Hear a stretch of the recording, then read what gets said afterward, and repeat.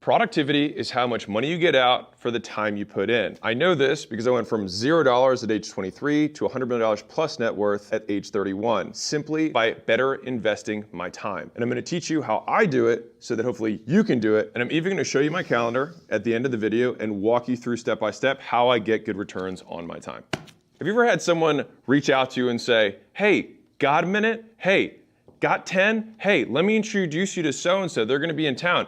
How does 10 a.m. work? A normal exchange like that, you might say, yeah, I've got 5 minutes, or sure, I can meet so-and-so for coffee.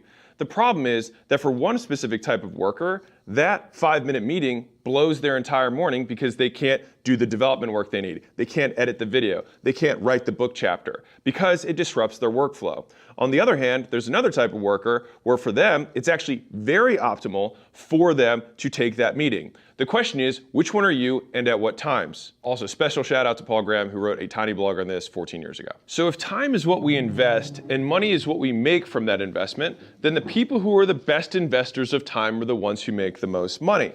And so it turns out there are two specific types of entrepreneurs, and you'll switch hats throughout your day or throughout your week. The first and most common investor of time that people are familiar with is the manager's schedule. And these people have a very specific way of investing time and getting returns on it so they can make the most money.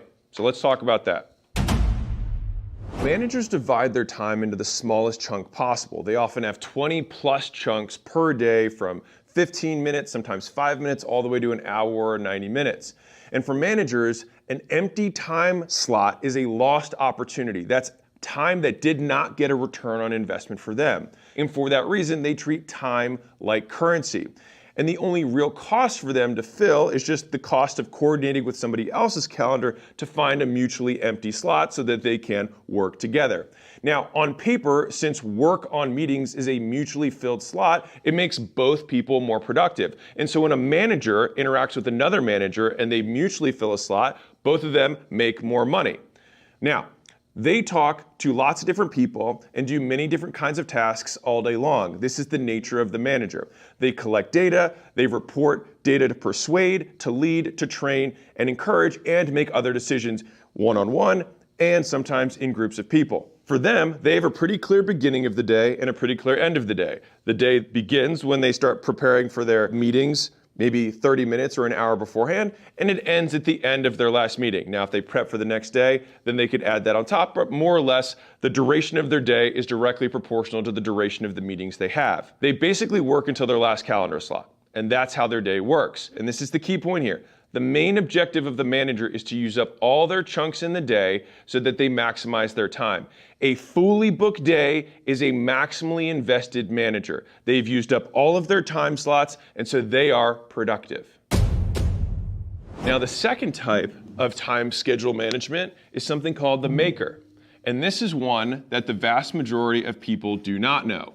This is where the creators, this is where the entrepreneurs, this is where people who have to make big things, who build stuff, get the highest returns on their time. The vast majority of entrepreneurs at some point have some or all of their time that's dedicated to making stuff. This is the deep work. This is the stuff that moves the big ball forward. There are often tasks that are not urgent, but incredibly important. And when you look back on your month or your quarter or your year, the few things that you remember that actually move the ball forward, that actually move your business forward in the long term were these chunks of work. Now, the problem is most entrepreneurs do not have the time and do not have the system for maximizing that time of important work. Because fundamentally, if those are the footholds that allow you to push yourself forward towards your goal, then you want as many of those as possible. The difficulty is that it's never urgent. This is like if you're a coder and you need to develop software. Obviously, if that software is developed, that's the most valuable thing you can do. If you're an editor and you make videos, then actually editing the video so that it can get out in media is the most important thing that you can do. If you write copy for emails, or you're an author and you write books, you actually writing the book and actually doing the work of the book is the most important thing that you can do. All of those things are maker work. You create something that before this did not exist. Although this work is important, it's incredibly expensive in terms of time. And the problem is the vast majority of the world works on manager time, not on maker time. So let me explain the difference. So for the maker, when you get into maker mode, instead of many small slivers like the manager has, you have only a few large chunks. And the reason for that is because if you put a meeting or you interrupt a 4-hour-long block, then you often can't get back to the work that you were doing before. Also, if you know that you have a block that's coming, you can't get into the flow because you know that you're going to have to get out of the flow. And so this is like the end of day meeting that kills you. This is called the Zeigarnik effect. It's that we tend to remember open loops, and meetings are open loops because you have to set timers so you don't forget it. You have to start setting a timer before the timer to start wrapping up, even if you're cruising right now. Then you start thinking about the meeting and what you have to prepare for that meeting, and now you're not thinking about your own work. And this eats up your brain power and saps your ability to make. Unlike the manager, where the decisions, the direction, and the coordination is the output of their work, for the maker, the stuff, the things they build, the things they make is the output of their time. And so instead of working on meetings, they work off meetings.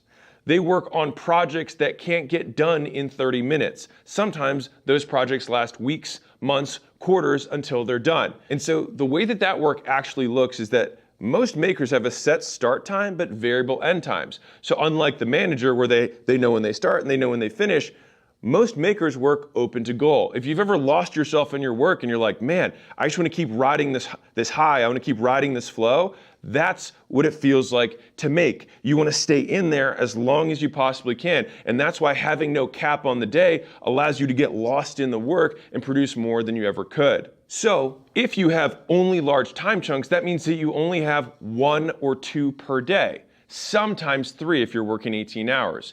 And so that means you usually have a morning block and a post-lunch block. Now, if you're somebody who likes to also work after dinner, then you have a post-dinner block. So you basically have 3 4 to 6 hour chunks per day.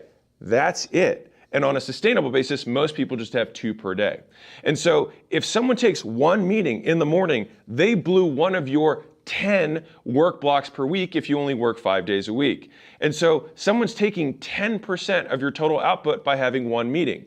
The issue is that that manager who's working on manager time puts that thing in, and for them, they're becoming more productive, but they're destroying your productivity. When this happens is when you finish your day, feel like you look back and know that all your time was spent, but you got no return on it. You have nothing to show for it. And if you feel like you have that happen again and again and again, this is how businesses stay small. This is how entrepreneurs fail to grow. This is how they relive the same 6 months, same 12 months, same 2 years over and over and over again because they do not know how to invest their time. For the maker, an empty time slot is not a lost opportunity. The empty time block is the opportunity to get the return. If you're a maker, you understand what I'm about to share with you. If you look at your calendar and see that you have literally nothing on there, you have no meetings, you have no nothing, it's just empty until the end of the day. How much energy are you filled with? You're like, oh my God, I'm gonna crush this day. There's all this big project, I wanna sink my teeth into it. I'm gonna be able to take a huge chunk out of it. That energy that you get is because that is a maximally productive day, is an empty calendar rather than a filled calendar.